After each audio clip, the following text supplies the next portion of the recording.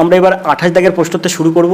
28 দাগের জেনারেল স্টাডিজে প্রথম প্রশ্ন আছে, বুদ্ধদেব কর্মকার বনাম পশ্চিমবঙ্গ সরকার 2022 মামলাটি কিসের সঙ্গে সম্পর্কিত? রাষ্ট্রদ্রোহ আইন, বিবাহ বিচ্ছেদ আইন, যৌনকর্মীদের স্বীকৃত ও সমলিঙ্গ বিবাহ প্রদান।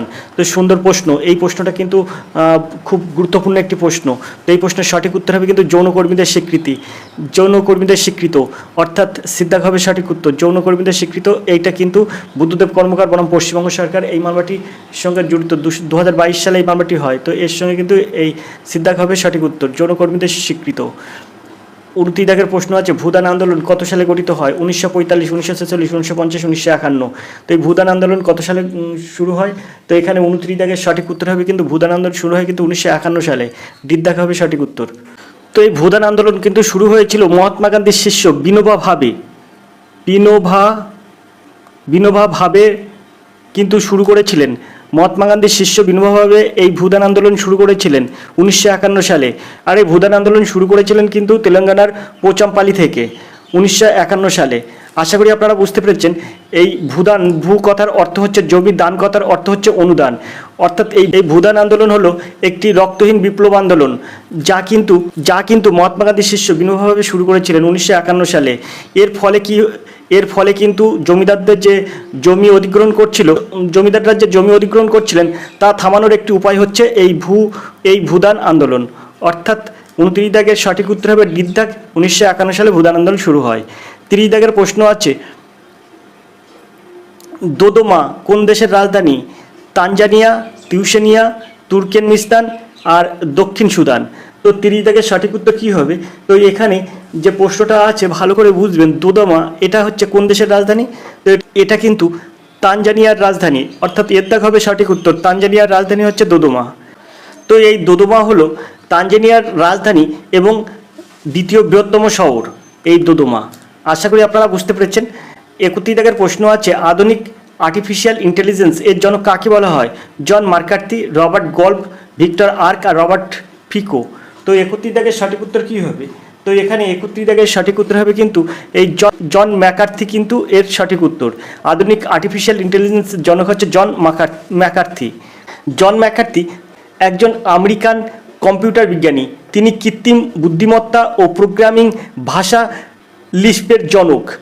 তিনি আর্টিফিশিয়াল ইন্টেলিজেন্স নামক পরিভাষার প্রচলন করেন। 32 দাগের প্রশ্ন আছে, বলিউড চলচ্চিত্র 83 কার কাহিনী অবলম্বনে তৈরি হয়েছে? রাজ কাপুর, সচিন তেন্ডুলকার, কপিল দেব, সুনীল গাভাস্কার।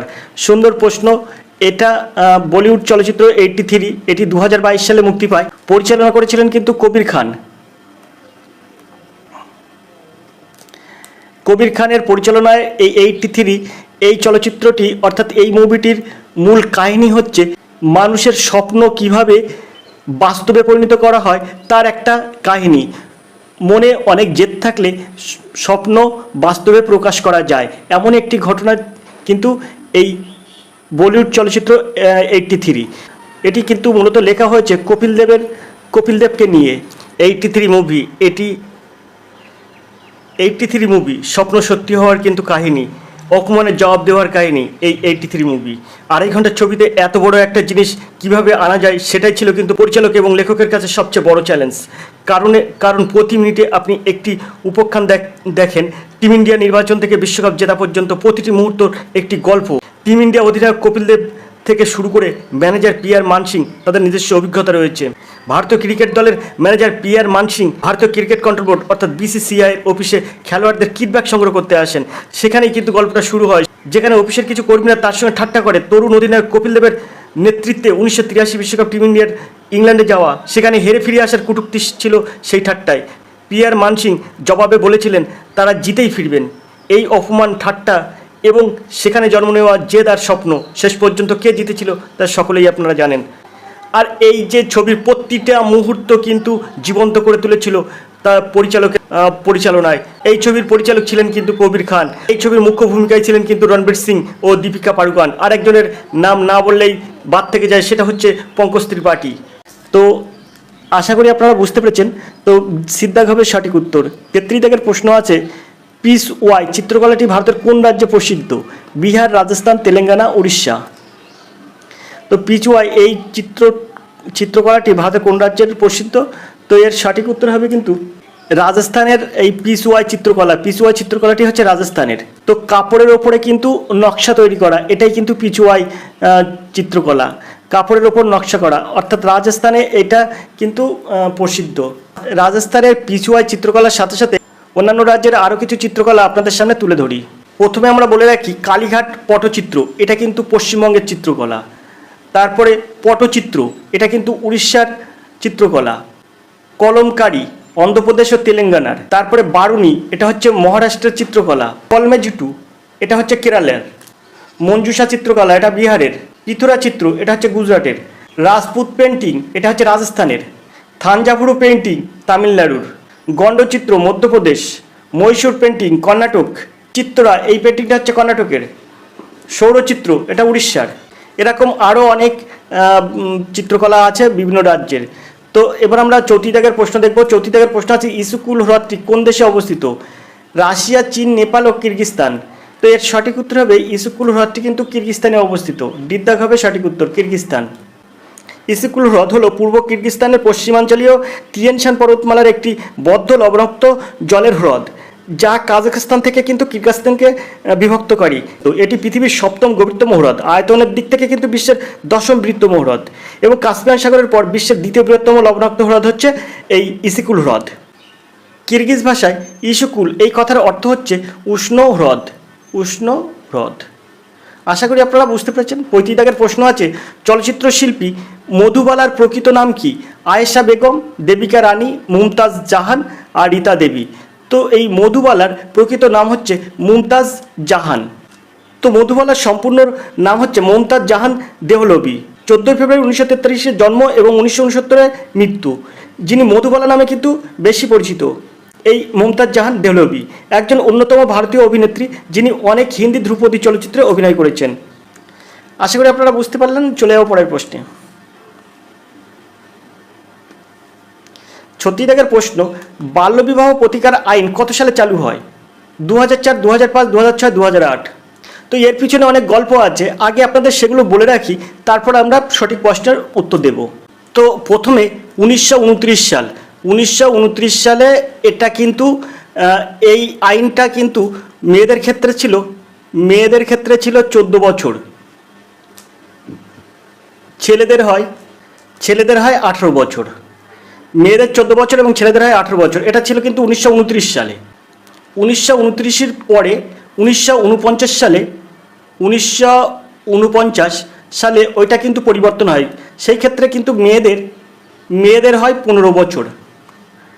14টা পরিবর্তন করে মেয়েদের ক্ষেত্রে 15 বছর করা হয়, ছেলেদের 18 থাকে। এটা হচ্ছে 1949 সালে। তারপরে আসে 1978 সালে একটা সারদা আইন নামে একটা আইন হয়, যেটি প্রচলন করেছিলেন হরবিলাস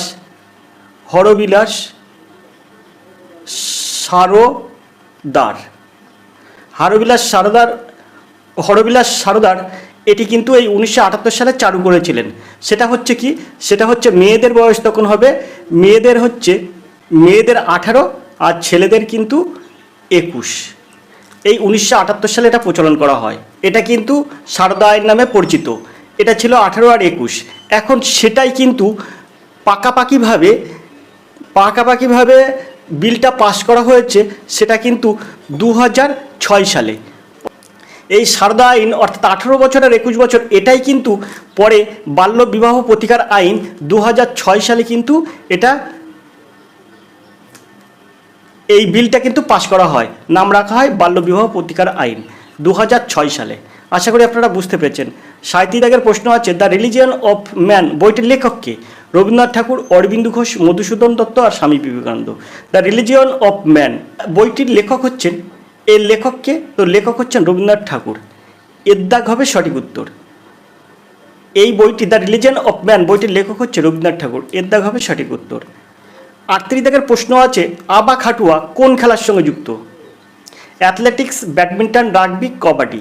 তো অবশ্যই এই আবা খাটুয়া ইনি একজন অ্যাথলেটিক্স। কিন্তু অ্যাথলেটিক্সের মধ্যে আবা খাটুয়া কোন খেলার সঙ্গে যুক্ত? সেটা হচ্ছে শর্টপুট খেলা করেন উনি। শর্টপুট খেলায় পারদর্শী। আভা খাটুয়া কিন্তু শর্টপুট খেলা করেন, তো অবশ্যই ইনি অ্যাথলেটিক্সের সঙ্গে যুক্ত। তো এই আভা খাটুয়া ইনি কিন্তু পশ্চিমবঙ্গের, এনার কিন্তু পশ্চিমবঙ্গে জন্ম। 7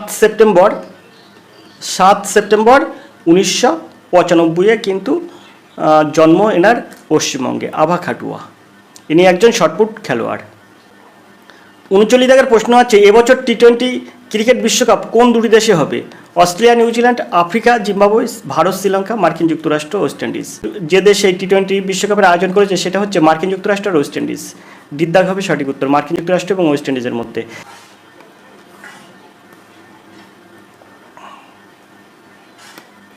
40 দাগের প্রশ্ন আছে, নেপালের প্রধানমন্ত্রী এখন কি? Pushpa Kamal Dahal, Ramchandra Paudel, Dinesh Gunawardena, Joko Widodo. তো এখানে নেপালের প্রধানমন্ত্রী এখন পুষ্পকমল দহ, এর দাগ হবে সঠিক উত্তর। পুষ্পকমল দহলের সাথে সাথে আরও কিছু নেপালের সম্পর্কে আমরা একটু জেনে নিই। নেপালের রাষ্ট্রপতি হচ্ছে রামচন্দ্র পাউডেল, স্পিকার হচ্ছেন অগ্নিপ্রসাদ সাপকোটা, উপরাষ্ট্রপতি হচ্ছে রামসহায় যাদব। তো আশা করি আপনারা বুঝতে পেরেছেন। 41 দাগের প্রশ্ন দেখব, বৈদিক যুগে কে ব্রজপতি নামে পরিচিত ছিলেন?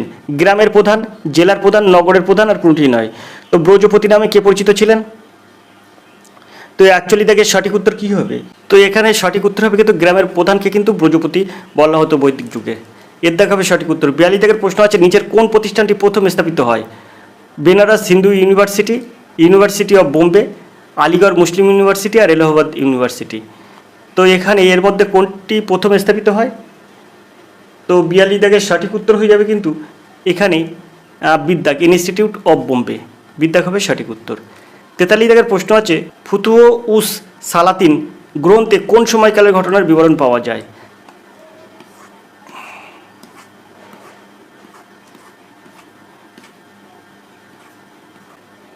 এর অপশানে আছে মামুদ থেকে মোহাম্মদ বিন তুগলকের সময় পর্যন্ত, পুরো সুলতান যুগ, ইলতুৎমিশ থেকে ইব্রাহিম লোদি পর্যন্ত, শুধুমাত্র সুলতান মাহমুদের সময়কালে। তো এখানে 43 দাগের সঠিক উত্তর কী হবে? তো এর সঠিক উত্তর হবে এর দাগ, মামুদ থেকে মোহাম্মদ বিন তুগলকের সময় পর্যন্ত, অর্থাৎ এর দাগ হবে সঠিক উত্তর। 44 দাগের প্রশ্ন আছে, 1828 সালে কোন সংগঠনটি রূপান্তরিত হয়ে ব্রাহ্ম সমাজ প্রতিষ্ঠিত হয়েছিল? ব্রাহ্ম সমাজ হয়েছিল প্রার্থনা সমাজ, আর্য সমাজ, ভারত সভা, আত্মীয় সভা। তো এই আত্মীয় সভা অর্থাৎ দ্বিত্যাগ হবে সঠিক উত্তর। আত্মীয় সভা কিন্তু রূপান্তরিত হয়ে 1828 সালে হয়েছিল ব্রাহ্ম সমাজ। 45 দাগের প্রশ্ন দেখব, পথিয়ার বংশের শ্রেষ্ঠ রাজা কে ছিলেন? নাগভট্ট, মিহিরভোজ, দন্তিদুর্গ, আর অম্বি। তো এখানে এর সঠিক উত্তর হবে মিহিরভোজ। মিহিরভোজের সময় কিন্তু পথিয়ার বংশ সবচেয়ে বিস্তার লাভ করেছিল এবং সব দিক থেকে কিন্তু উন্নত লাভ করেছিল। তো মিহিরভোজের সময় কিন্তু এটা হয়। তো পথিয়ার বংশের শ্রেষ্ঠ রাজা হচ্ছে মিহিরভোজ, বিদ্যাগ হবে সঠিক উত্তর। 46 দাগের প্রশ্ন আছে, অশোক কোন বৌদ্ধ পণ্ডিতের কাছ থেকে বৌদ্ধ ধর্ম দীক্ষা গ্রহণ করেন? অশ্বঘোষ, রাধাগুপ্ত, উপগুপ্ত, আর মহাকাশ্যপ। তো সম্রাট অশোক ছিলেন কিন্তু মৌর্য রাজবংশের তৃতীয় রাজা। তার রক্তাক্ত অভিযান এবং কলিঙ্গ জয়ের পর অনুতপ্ত হয়ে অশোক কিন্তু বৌদ্ধ ধর্ম গ্রহণ করেন। তিনি বৌদ্ধ সন্ন্যাসী উপগুপ্তর কাছ থেকে কিন্তু দীক্ষা গ্রহণ করেন। তো এখানে এর সঠিক উত্তর হবে সিদ্ধার্থ, উপগুপ্তর কাছ থেকে দীক্ষা গ্রহণ করেন। অশোক কিন্তু প্রিয়দর্শী নামে পরিচিত ছিলেন। প্রিয়দর্শী অর্থাৎ সুন্দর দেহের মালিক। এছাড়াও তিনি কিন্তু দেবনামপ্রিয় ছিলেন, অর্থাৎ ঈশ্বরের দেব। 47 দাগের প্রশ্ন দেখব, ইংরেজরা কার কাছ থেকে বর্ধমান, মেদিনীপুর ও চট্টগ্রাম জমিদার প্রাপ্ত সত্ত্ব পান? মীর জাফর, মীর কাসেম, সুজাউদ্দৌলা, নিজামুদ্দৌলা। তো এখানে 47 দাগের সঠিক উত্তর কী হবে? তো এখানে 47 দাগের সঠিক উত্তর হবে কিন্তু মীর কাসেমের কাছ থেকে কিন্তু এই সত্তা পান, বিদ্যাগ হবে সঠিক উত্তর। 48 দাগের প্রশ্ন আছে, জালিয়ানওয়ালাবাগ গণহত্যার প্রতিবাদে ভাইসরয়ের কার্যনির্বাহ পরিষদের সদস্য পদ থেকে কে পদত্যাগ করেন? মহাত্মা গান্ধী, রবীন্দ্রনাথ ঠাকুর, শঙ্কর নারায়ণ, আর চিত্তরঞ্জন দাস। তো এই জালিয়ানওয়ালাবাগ হত্যাকাণ্ডের পর থেকে কিন্তু রবীন্দ্রনাথ ঠাকুর তার নাইট উপাধি ত্যাগ করেন। এটা তো আপনারা সবাই জানেন, রবীন্দ্রনাথ ঠাকুর কিন্তু নাইট উপাধি ত্যাগ করেন। আর এই যে শঙ্কর নায়ার, ইনি কিন্তু এই ভাইসরয়ের কার্যনির্বাহ পরিষদের সদস্য পদ থেকে কিন্তু পদত্যাগ করেন, সিদ্ধার্থ হবে সঠিক উত্তর, শঙ্কর নায়ার। 49 দাগের প্রশ্ন আছে, গান্ধীজির অসহযোগ আন্দোলন প্রত্যাহারকে জাতীয় বিপর্যয় বলে আখ্যায়িত করেছিলেন কে? জওহরলাল নেহরু, রবীন্দ্রনাথ ঠাকুর, লালা লাজপত রায়, আর সুভাষচন্দ্র বসু। তো এখানে 49 দাগের সঠিক উত্তর কী হবে? তো এখানে 49 দাগের সঠিক উত্তর হবে কিন্তু গান্ধীজির অসহযোগ আন্দোলনের প্রত্যাহারকে জাতীয় বিপর্যয় বলে আখ্যায়িত করেছিলেন কিন্তু সুভাষচন্দ্র বসু। দাগ হবে সঠিক উত্তর। 50 দাগের প্রশ্ন দেখব, প্রথম কোন ইংরেজ আকবরের দরবারে এসেছিলেন? র্যালফ ফিশ, স্যার টমাস র, ক্যাপ্টেন হকিন্স আর পিটার মান্ডি। তো আকবরের দরবারে কিন্তু ব্যবসা বাণিজ্যের উদ্দেশ্যে এসেছিলেন র্যালফ ফিশ। দাগ হবে সঠিক উত্তর। ইনি কিন্তু প্রথম কোন ইংরেজ আকবরের দরবারে এসেছিলেন, র্যালফ ফিশ। এখন থেকে প্রশ্ন আছে, ইউনাইটেড নেশনস এর 194 সদস্য দেশ হিসাবে যোগ দিয়েছে কারা? এটা কিন্তু সুন্দর প্রশ্ন। 194তম সদস্য দেশ এই পদে, মানে ইউনাইটেড নেশনস এর 194তম সদস্য হিসাবে কোন দেশ যোগ দিয়েছে? তো এখানে আছে প্যালেস্তাইন, ইসরায়েল, সুদান আর পেরু। তো এখানে 51 দাগের সঠিক উত্তর হয়ে যাবে কিন্তু এই প্যালেস্তাইন কিন্তু এই ইউনাইটেড নেশনে যোগ দিয়েছেন 194তম দেশ হিসাবে। দাগ হবে সঠিক উত্তর।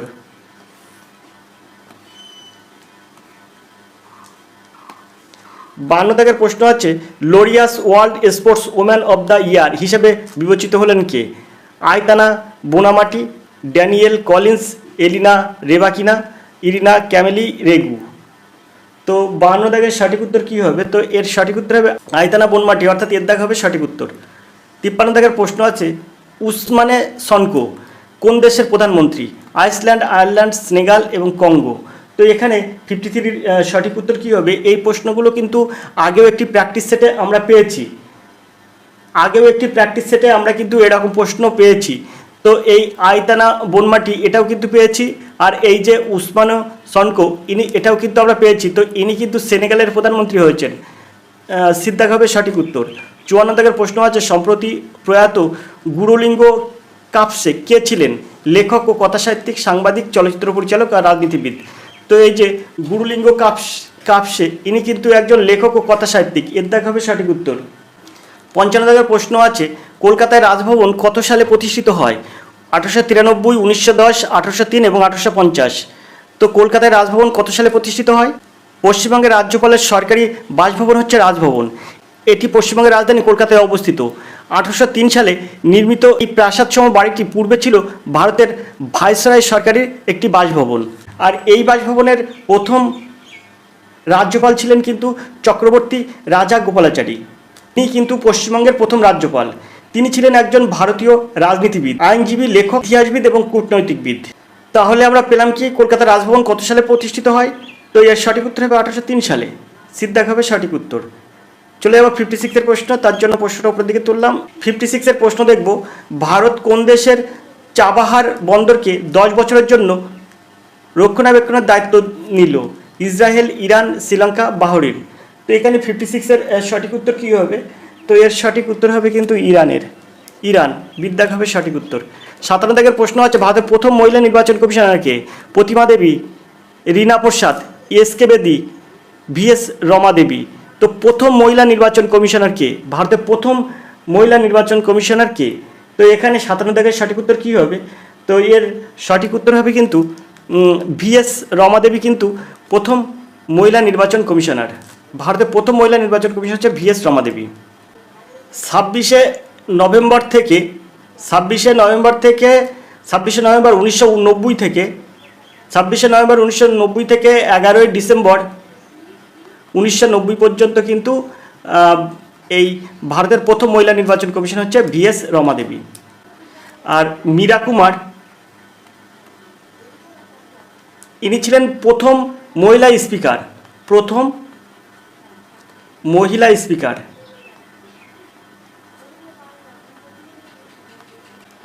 2009 থেকে 2014 ভারতের লোকসভার প্রথম মহিলা স্পিকার হচ্ছে মীরা কুমার। তো আশা করি আপনারা বুঝতে পেরেছেন, এর সঠিক উত্তর হবে ভি.এস. রমা দেবী। 58 প্রশ্ন আছে, Islamic revolutionary guard corps aerospace force কোন দেশের? Myanmar, Bangladesh, Bhutan, Iran. তো এখানে 58 সঠিক উত্তর কী হবে? তো এর সঠিক উত্তর হবে কিন্তু অবশ্যই ইরান। দাগ হবে সঠিক উত্তর। 59 দাগের প্রশ্ন আছে, জাতীয় মহিলা কমিশন কবে গঠিত হয়? এখানে কিন্তু বলছে জাতীয় মহিলা কমিশন কবে গঠিত হয়। তো এখানে 59 দাগের অপশানগুলো কী আছে? তো 59 দাগের অপশানগুলো আছে কিন্তু 1954, 1995, 1992 আর 2005। তো জাতীয় মহিলা কমিশন এটা কিন্তু গঠিত হয় 1992 সালে। সিদ্ধাক হবে সঠিক উত্তর।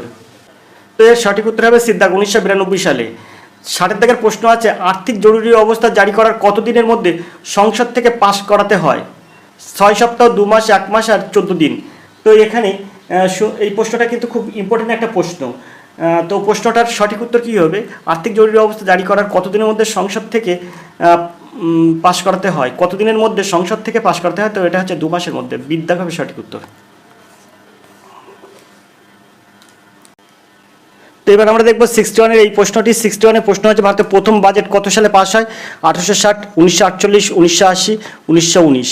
তো এর সঠিক উত্তর হবে 1860 সালে কিন্তু ভারতের প্রথম বাজেট পাস হয়। সেই ইংরেজদের আমলে, তখন কিন্তু ইংরেজ ইস্ট ইন্ডিয়ান কোম্পানি কিন্তু এই বাজেটটি পাস করায় 1860 সালে। এর দাগ হবে সঠিক উত্তর।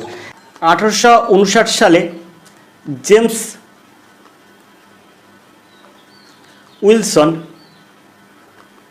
উইলসন, তখনকার অর্থমন্ত্রী জেমস উইলসন, ইনি কিন্তু এই বাজেটটা করেছিলেন এবং সেটি 1860 সালে পাস হয়। তাই এটাই কিন্তু ভারতের প্রথম বাজেট যেটা 1860 সালে পাস হয়। এরপরে যখন 1947 সালে যখন আমরা স্বাধীনতা লাভ করি, তো 1947 সালে 26শে নভেম্বর আর কে শানমুখম চেট্টি, 1947 সালে 26শে নভেম্বর ভারত স্বাধীন হওয়ার পরে কিন্তু প্রথম বাজেট পাস হয়। সেটা কিন্তু 1947 সালে 26শে নভেম্বর। 1947 সালের পরে, অর্থাৎ ভারত স্বাধীন হওয়ার পরে কিন্তু আমরা 1947 সালে 26শে নভেম্বর প্রথম স্বাধীন ভারতের বাজেট পাস হয়। সেটা কিন্তু আর কে শানমুখম চেট্টি ছিলেন কিন্তু এই বাজেটের কর্মকর্তা। তো আশা করি আপনারা বুঝতে পেরেছেন। তো এর সঠিক উত্তর কিন্তু 1860 সাল ভারতের প্রথম বাজেট পাস হয়। 62 দাগের প্রশ্ন দেখব, দুবাইয়ের মাদাম তুসো জাদুঘরে কোন ভারতীয় অভিনেতার মূর্তি বসলো? তো অমিতাভ বচ্চন, সালমান খান, আলু অর্জুন আর অজিত কুমার। তো এর সঠিক উত্তর অবশ্যই আপনারা জানেন, মাদাম তুসো জাদুঘরে কিন্তু এটা কারেন্ট অ্যাফেয়ার্সের প্রশ্ন। মাদাম তুসো জাদুঘরে কিন্তু আল্লু অর্জুনের কিন্তু মূর্তি বসলো। তো আল্লু অর্জুনের তো আপনারা সবাই জানেন, দক্ষিণ স্টাইলের মানে দক্ষিণী বইতে কিন্তু ইনি সুপারস্টার আল্লু অর্জুন। তো আল্লু অর্জুনের নাম তো আপনারা সবাই জানেন, আশা করি জানেন। দক্ষিণ ভারতীয় হিন্দি বই মানে দক্ষিণী স্টাইলের হিন্দি বই মানে হচ্ছে আল্লু অর্জুন। তো সেখানে কিন্তু তো আল্লু অর্জুন এছাড়াও কিন্তু যখন আল্লু অর্জুনের কথা মনে পড়ে তখন আমাদের জামার কলারের কথা মনে পড়ে কিন্তু। আর সঙ্গে সঙ্গে আপনারা আরও একটা জিনিস মনে পড়বে, আল্লু অর্জুন এটার এই সুপারস্টার কথা মনে পড়লেই কিন্তু তিনি কখনো কারোর কাছে নিচু হতে জানেন না। অর্থাৎ আমাদেরও কিন্তু কারোর কাছে নিচু হলে হবে না।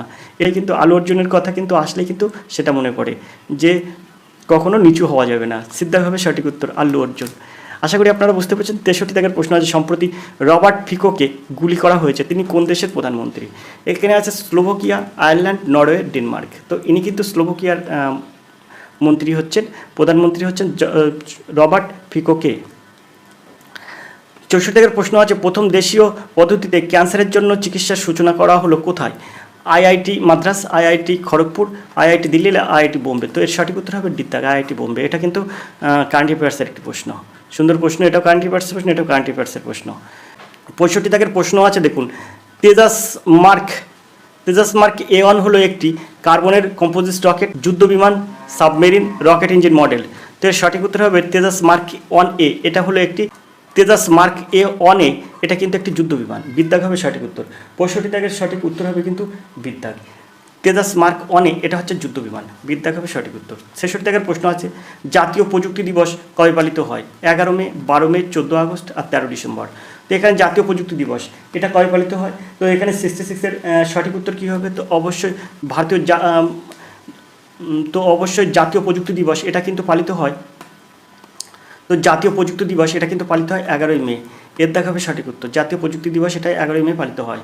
67 দাগের প্রশ্ন আছে, বিসমিল্লাহ খান কোন বাদ্যযন্ত্রের সঙ্গে যুক্ত? তো বিসমিল্লাহ খান কোন বাদ্যযন্ত্রের সঙ্গে যুক্ত? তো ওপাশে আছে তার অপশানগুলো দেখব কি। এখানে আপনারা সবাই জানেন বিসমিল্লাহ খান কোন বাদ্যযন্ত্রের সঙ্গে যুক্ত। তো আমরা হিন্দু ধর্মে যখন বিয়ে হয় তখন দেখবেন বিয়ের বর আসলে অথবা বরযাত্রী আসলে যে বাদ্যটা বাজে সেটার কিন্তু স্রষ্টা এই বিসমিল্লাহ খান, অর্থাৎ ইনি একজন সানাই বাদক। আশা করি আপনারা বুঝতে পেরেছেন। বিয়ে বাড়ির কথা বললে, কোনো মিউজিক হলেই কিন্তু বর আসলে বা বরযাত্রী আসলে কিন্তু এই সানাইটাই কিন্তু শুরু হয়। এই সানাই বাদ্যযন্ত্রের সঙ্গে কিন্তু বিসমিল্লাহ খান যুক্ত। তো আশা করি আপনারা বুঝতে পেরেছেন বিসমিল্লাহ খান এর সঠিক উত্তর হবে সানাই। বিসমিল্লাহ খান কোন বাদ্যযন্ত্রের সঙ্গে যুক্ত? সানাই বাদ্যযন্ত্রের সঙ্গে যুক্ত। 67 দাগের সঠিক উত্তর হবে সানাই। তো আশা করি আপনারা বুঝতে পেরেছেন। তো আজকে 67 দাগের পরে যে জেনারেল স্টাডিজের প্রশ্ন আছে সেগুলো কিন্তু আমরা আজকের ভিডিও দেখব না। 67 দাগের পরের প্রশ্নগুলো কিন্তু আমরা পরবর্তী ভিডিও দেখব। তো অবশ্যই সেই ভিডিওগুলো দেখতে চ্যানেলের দিকে নজর রাখুন, চ্যানেলটি সাবস্ক্রাইব করে পাশে থাকুন। ধন্যবাদ, আপনাদের শুভ হোক।